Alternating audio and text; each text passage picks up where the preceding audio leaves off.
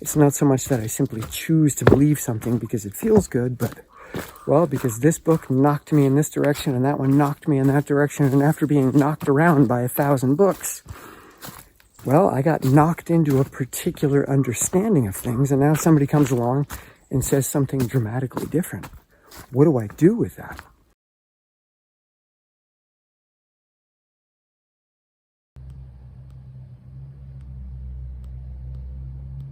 It is a rainy, gray day outside, but I'm in my warm educational bubble listening to Misbelief by Dan Ariely, who is presently talking about confirmation bias and how we quickly jump to conclusions and then only search out evidence to confirm our conclusions. Rarely do we search for things that disconfirm what we hold to believe. Anyway, I'm thinking about my leg at the moment. I was about to open the door and get out and put weight on it, and for whatever reason that made me think about it. It's doing okay today. The area around the impact is numb. There's a lot of swelling, but I think it's just a bone bruise and tissue damage.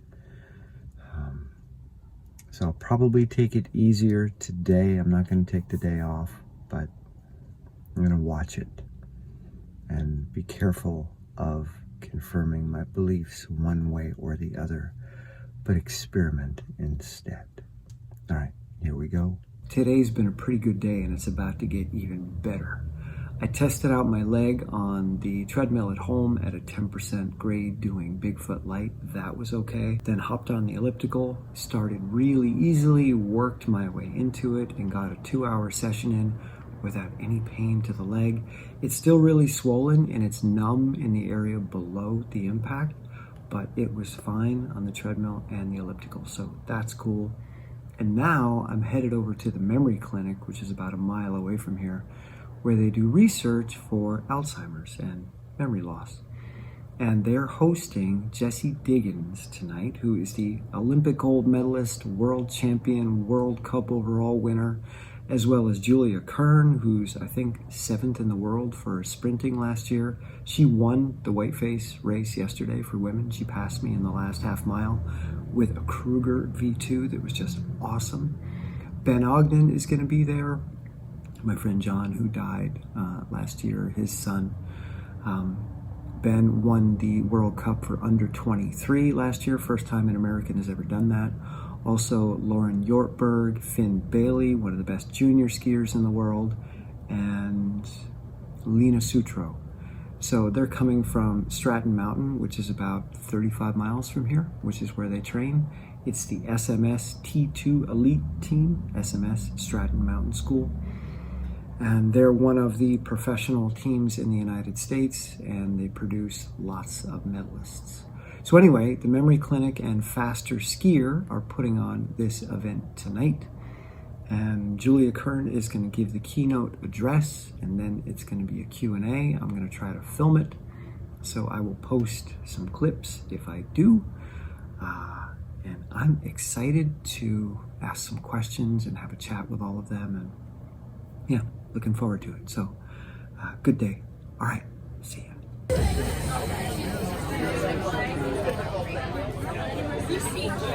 T2. Yeah, T2 Nordic Founder Elite. So, how do you guys reach your goals so well? Another tough question. That's a great question. I think for every goal that you see, there are other goals that we actually didn't reach that we're still working towards. And so sometimes it can be really easy on the outside to be like, oh, that person, they have everything or they accomplished everything. But sometimes what you don't know is that there's goals that we're still working towards. I would still like to enjoy classic skiing more personally. It's gonna happen someday. So there's definitely goals that we're still working towards. And I think like Ben was talking about with the process goals and the outcome goals, the way we reach those outcome goals isn't by thinking, I want to win a gold medal at the Olympics. If you think about that all the time, it won't just appear. But if you think about, I'm going to show up and be with my team, and I'm going to do the best that I can do today. And then tomorrow, I'm going to show up and I'm going to do the best that I can do tomorrow. And then the day after that. And your best might not always be like, I'm the fastest in the whole world today. Sometimes your best is just what you have in that moment. And that's okay too. But just putting together day after day of doing the best that you can do, that's how we end up reaching most of the goals. That's great. Great answer. I have a quick story for you to follow that up. Like 5 days before we won the gold medal at the 2018 Olympics, I had one of the best races of my entire life. And I missed out on a medal by 3.3 seconds in a 10-kilometer race. And at the end of that race, I couldn't feel my legs from the waist down. I could barely breathe. My vision had tinted pink because I was pushing myself probably too hard. It was probably not good for me, actually. Thinking back, now that I'm saying that out loud, it's terrible. However, I had pushed myself so hard, and I had executed one of the best races of my entire life. And laying there in the snow, before I looked at the results, I made myself think back, and I was like, that was it. That was everything I had. And then I got up off the snow and saw that it was so close to tying with Marit Bjorgen and Krista Parmakoski for a medal. And I had to go through the media zone and have an hour of people saying, I'm so sorry. Can you tell me how disappointed you must be? And I said, I'm not sorry. Don't be sorry for me. This was the best race of my life. And so I had to really separate how I felt about my effort and what was within my control and what the results sheet said. And so it was really, really important for me to identify with how I felt first. So one rule I have for myself is when I'm laying there in the snow gasping for air, that's the moment when I decide how I felt about the race. It is a chilly fall morning, and I'm spending a little time in the somewhat toasty educational bubble listening to Misbelief by Dan Ariely. And he's talking about the Dunning-Kruger effect at the moment, which is something that had a big impact on me when I learned it a while back. Essentially, the less you know, the more you think you know about a particular topic, and the more you know, the more you realize that you don't know about a given topic. And this is why we have so much political strife in this country, in the world, within families, etc. People think they know things to a much greater extent than they actually do, and people will know just enough. They heard a little bit, and it sounded convincing, and now they think they have the complete truth, and they're very, very confident about it because it was given to them in such a simplistic, well-structured way. But when you realize how complex the world is and how many moving parts there are, especially when it comes to anything related to other human beings, you're like, wow, okay, I thought it was simple, but the more I learn about it, the more complicated it becomes. And at this point, I don't know what to do. I don't know what to think about it. And this is the place I've arrived at with coaching and my research and my writing. That the more I learn about the human brain and behavior and certain mental illnesses, the more I realize that human identity is like a Weeble, for those of you that are perhaps close to my age. There was a toy, and it had a weight in the bottom, and there were little people, and you could push it, and they would rock back and forth and then come right back up. And the commercial was something like, Weeble, Weeble, they wobble but they don't fall down, or something like that. And human identity is very much like that. It wants to keep putting itself back in that upright position, which is how the Dunning-Kruger effect arises as well. Identity always wants to feel like it's figured things out, like it knows, because it doesn't want to step in the midst of uncertainty. So it's always photoshopping the world and situations and events to make them seem simpler than they actually are, especially when it comes to oneself. The roofers have taken a little break from hammering on my ceiling all day, so I thought I would take a little break too. And I'm going to do something I haven't done in a while, which is run up Bald Mountain. I look at it out my window every single day, and the foliage is looking really nice, so I want to run to the summit, do some filming, and also I want to test my ankle.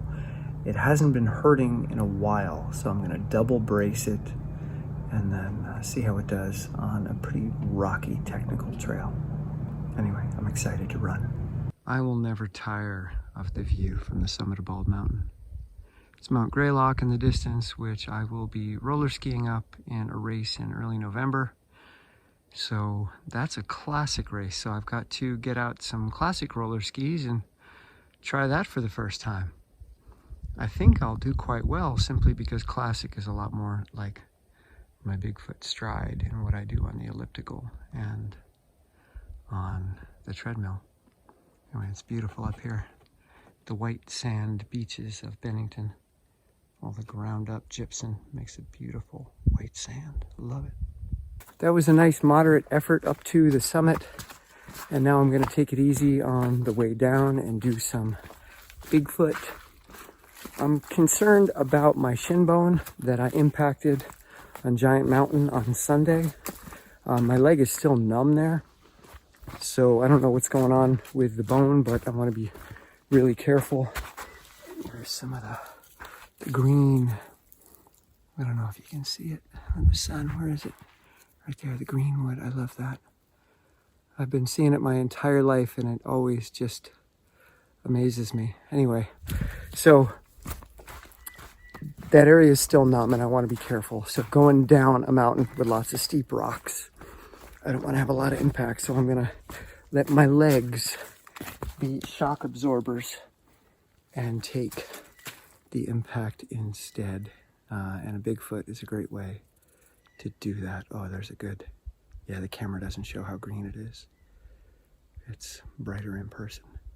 As I was running up the mountain, I was listening to Dan Ariely's new book, Misbelief, which is about how people come to believe things that aren't well supported by the evidence, and how people fall victim to conspiracy theories and views that are contrary to what appears to be a more rational explanation of things, and how they are resistant to any attempts to show them information, evidence that may cause them to believe something else.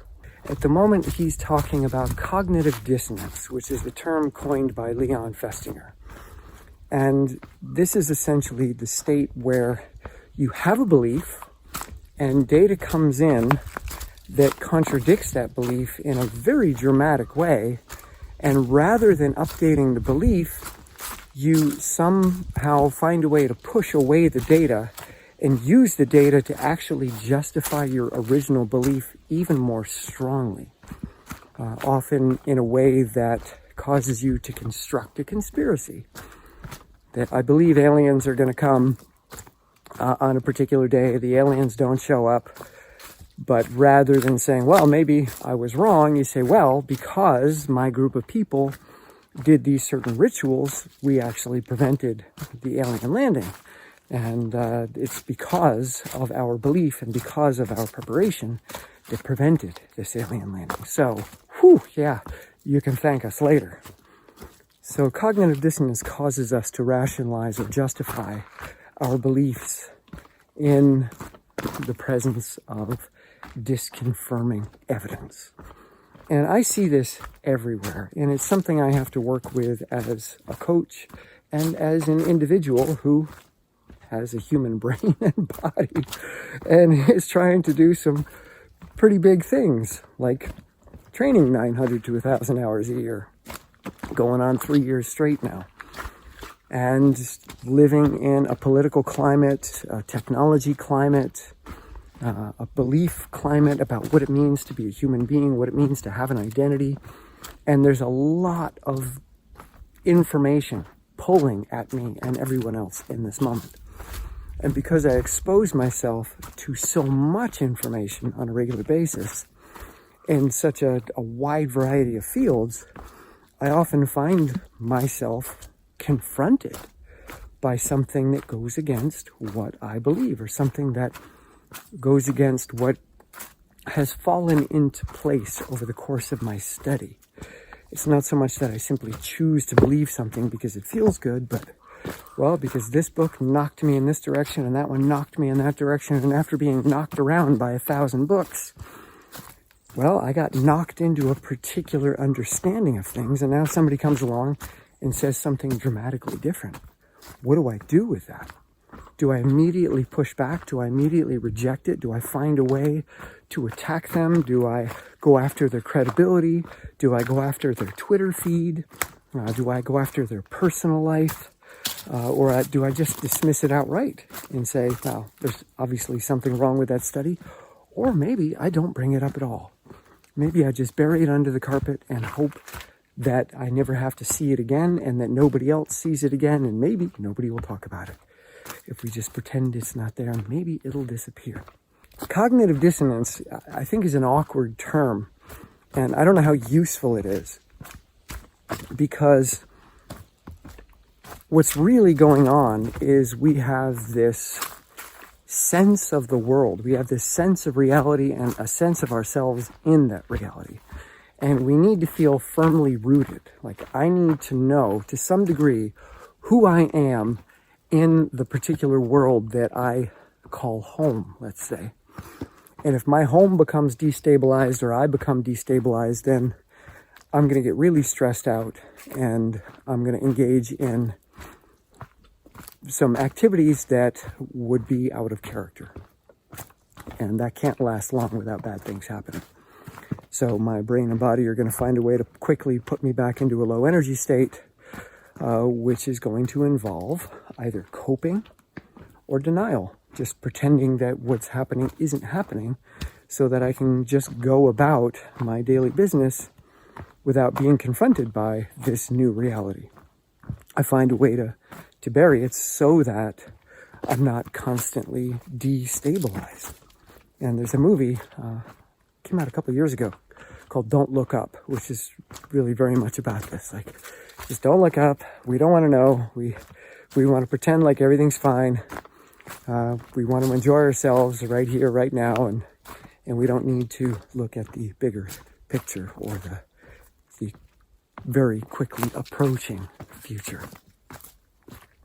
So this is something that has caused me to research identity to the extent that I have, because at the bottom of every psychological phenomenon is an identity, is a central character trying to make sense of the world and themselves in that world. And from this perspective, cognitive dissonance is simply a description of a stressor that has shaken up or destabilized either the world that you're in, the belief system that you're in, or yourself within a larger context.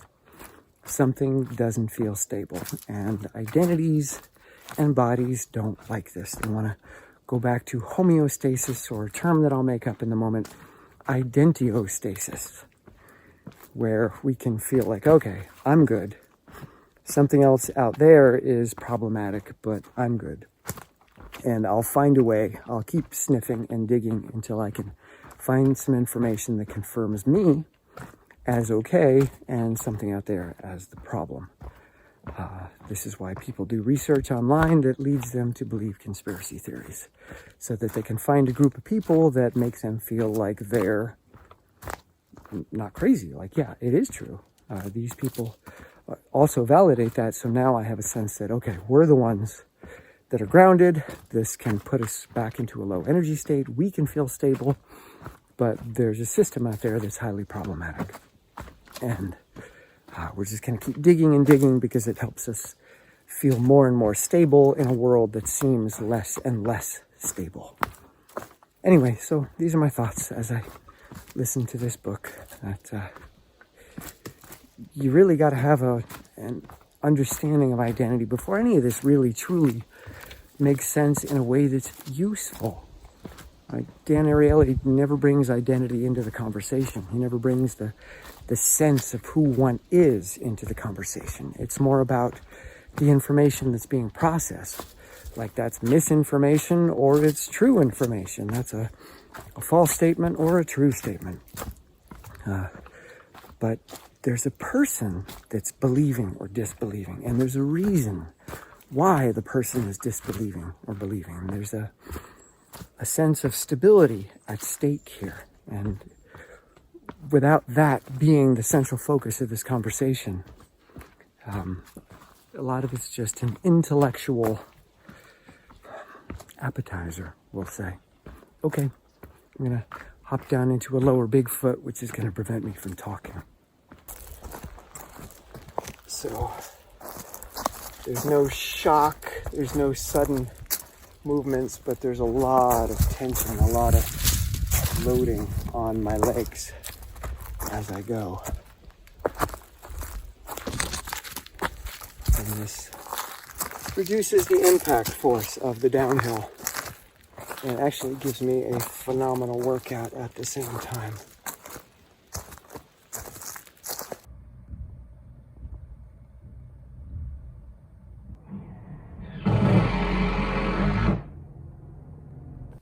I was just petting Foxy and felt this huge lump on her neck, and it is a fully bloated tick.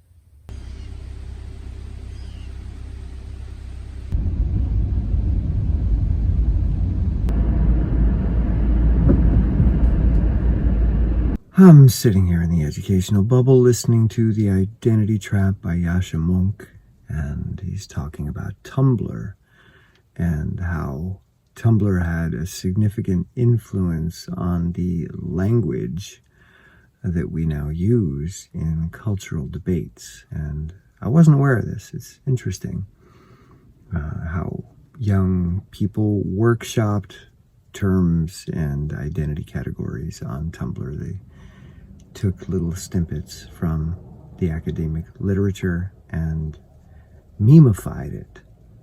And that's what we now see in basically the world around us. These ideas kind of bounced around on Tumblr until they became viral. Yeah, fascinating. Anyway, I'm gonna go upstairs and do some work. There's something warm and welcoming about coming into my studio in the morning.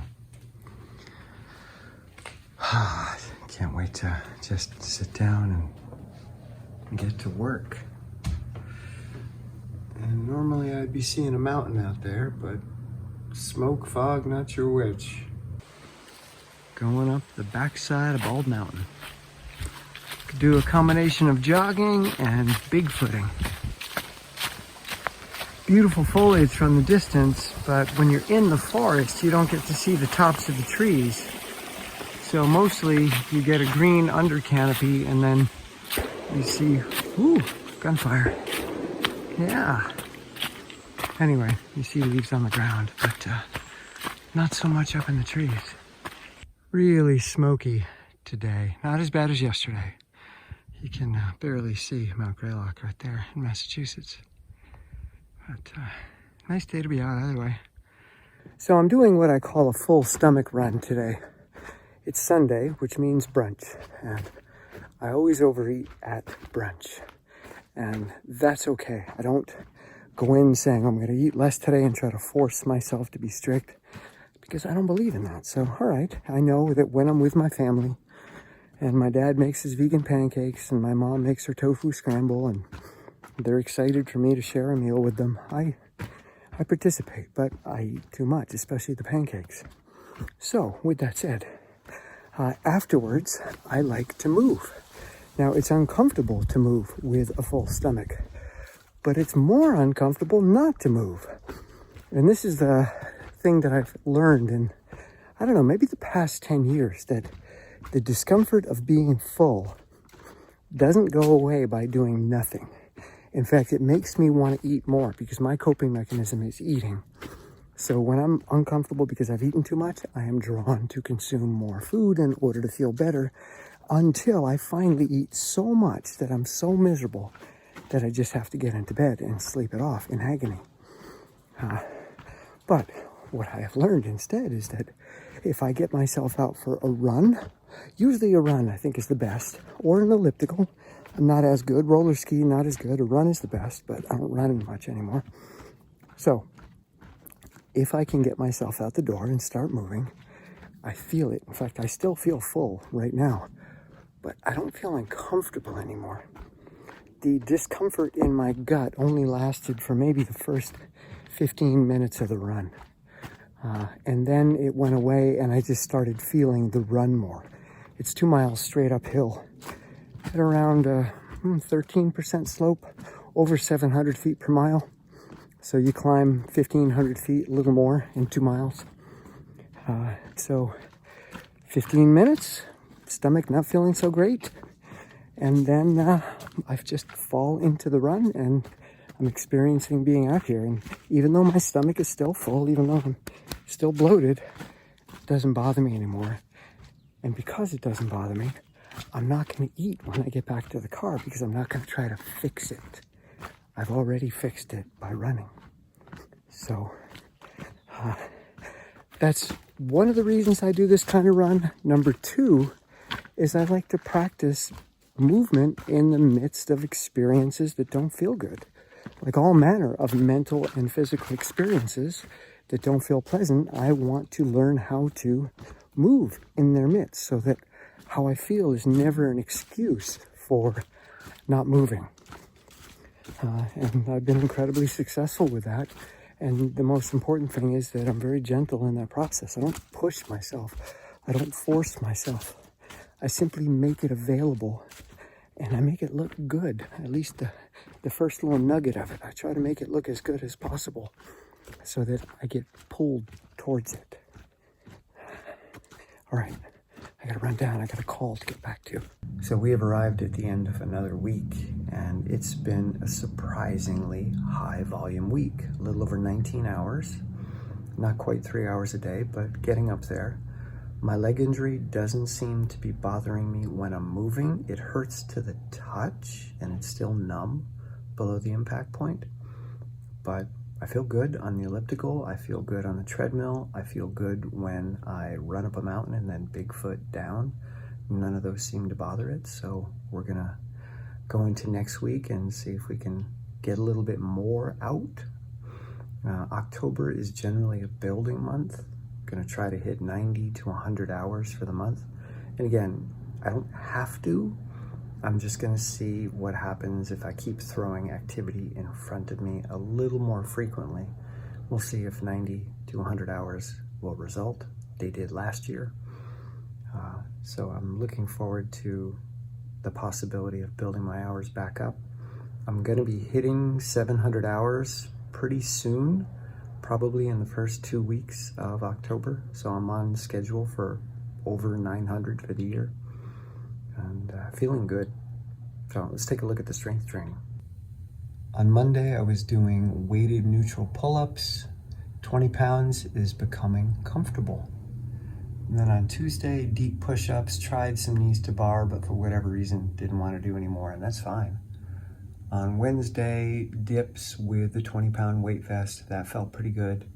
15 minutes on the pulling machine at B2. That's an annoying weight. That didn't feel easy. Took Thursday off. And then Friday, neutral pull-ups without weight. Super, super comfortable. And on the pulling machine, I went hard. C6 is awful. I started with just 20 repetitions, but then I wanted to see if I could survive a minute at C6, and yikes.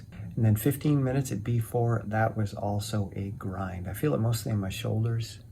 Saturday, knees to bar, really, really gentle. For whatever reason, I'm not super inspired to do those. And then dips without weight, 12 is pretty comfortable. And then trying some more knees to bar today. So pretty decent week, but the day that really stands out is that polling session on Friday. Yowzers. See if I can get myself to do that on a somewhat regular basis, but wow, not fun.